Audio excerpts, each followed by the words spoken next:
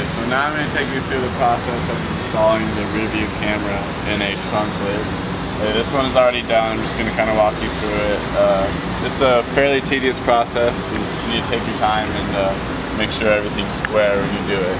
Okay, so the first thing you're going to do is, what I like to do is I like to tape off both sides of the third brake light as square as possible, and then take your tape measure and measure in between them. It's about 15.5 inches, so you want to find your center, which is about 7 3/4 inches. And when you go to mark your hole for drilling, what you're going to do is come right over here, and you have your bezel that you use for your camera right here, and you can see that there's a little alignment dowel marker and then 2 hold down clips. Okay, so you want your alignment dowel to be perfectly up top. And what you want to do is, what I normally do is, I'll do it off the side right here for you. So you kind of hold it up and align the top of your alignment dowel with this body line right here on the trunk. Okay, just so we can make sure if you go too high, it'll point too far and low, and if you go too low, it'll point up and you won't be able to see anything below you. Okay, so normally I just like to hold it up and then grab my Sharpie and go right in the middle and center and make a hole, or make a dot. And then you're going to take your drill and your 1/8 inch drill bit, and you're going to drill through for your pilot hole. And then you're going to go ahead and get your 7/8 unit bit and just follow your pilot hole right on through, all the way through to 7/8 to the end of the bit. And then you'll notice this still doesn't fit in there. Okay, and basically what you're going to have to do is take your half round file right here, and you're going to need to file it all the way around till this will semi-slide in there.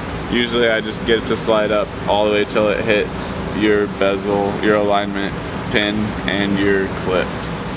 And after that, you're going to need to take your flat file right over there, and you're going to need to file up a little divot for your alignment dowel, as well as mark on your sides for your clips, and file those out as well.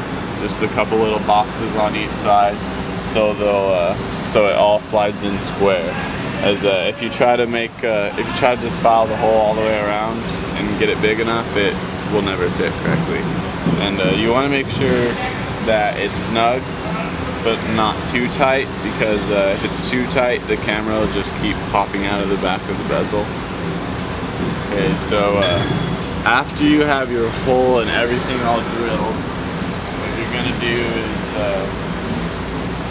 flip the trunk over.